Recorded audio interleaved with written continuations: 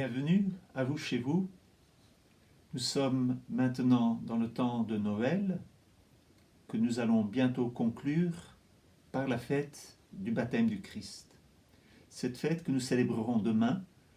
Et aujourd'hui, nous recevons encore la figure de Jean le Baptiste, celui que nous avons beaucoup côtoyé pendant le temps de l'Avent.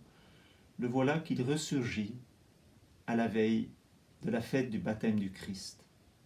Je vais vous lire un fragment de l'évangile de ce jour, tiré de l'évangile selon saint Jean, chapitre 3. Et nous allons découvrir Jean-Baptiste sous deux aspects particuliers. Un homme ne peut rien s'attribuer sinon ce qui lui a été donné du ciel. C'est la réponse que Jean-Baptiste donne à ceux qui ont découvert que Jésus est en train de baptiser. Et donc Jean-Baptiste dit, un homme ne peut rien s'attribuer sinon ce qui lui a été donné du ciel. C'est-à-dire que Jésus il est en train de baptiser au nom, comme un envoyé du ciel. Vous-même pouvez témoigner que j'ai dit, moi, je ne suis pas le Christ, mais j'ai été envoyé devant lui. Celui à qui l'épouse appartient, c'est l'époux. Quant à l'ami de l'époux, il se tient là. Il entend la voix de l'époux et il en est tout joyeux. Telle est ma joie, elle est parfaite. Lui, il faut qu'il grandisse et moi, que je diminue.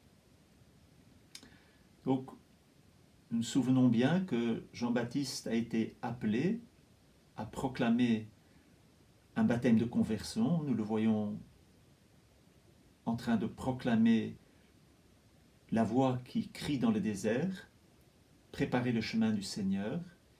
Donc, il appelle à la conversion, au baptême dans l'eau. Et donc, Jean-Baptiste fait vraiment office de serviteur, d'envoyé, et il témoigne au sujet du Christ. En tant qu'il est un envoyé, il est un serviteur, et on voit dans cet évangile que Jean le Baptiste est un serviteur fidèle, c'est-à-dire qu'il est plus qu'un serviteur, ou bien son service, il l'accomplit comme un ami. Il rend témoignage au Christ, et il dit lui-même qu'il est l'ami de l'époux. Alors, Jésus, il est l'époux.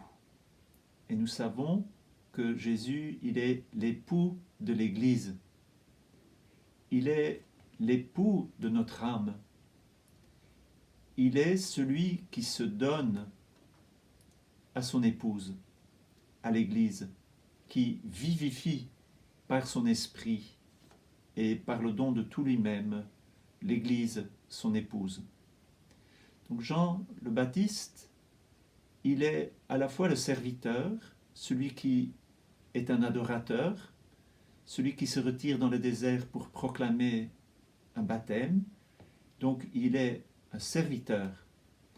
En tant qu'il est serviteur, il est complètement dépendant de Dieu, du Père. Mais en tant qu'il est l'ami de l'époux, il est dépendant d'une autre manière, du côté du cœur. Si, comme serviteur, il est plutôt celui qui obéit à son maître, le serviteur, et l'adorateur, comme ami, il est plutôt celui qui aime et celui qui partage les secrets de l'ami. Alors, c'est important de voir cela. Et en nous préparant à la fête du baptême du Christ, nous allons voir combien le baptême du Christ signifie que le Christ est immergé dans les eaux du Jourdain, combien il va faire sienne son épouse, l'Église qu'il attire à lui par le baptême. Alors recevons aujourd'hui Jean-Baptiste comme celui qui est un envoyé, comme un serviteur. Puissions-nous aussi, comme Jean-Baptiste, devenir des serviteurs fidèles, qui non seulement servons, mais qui aussi aimons, que nous soyons aussi proches du Christ, que nous puissions accomplir le service, sa volonté, avec un cœur d'ami.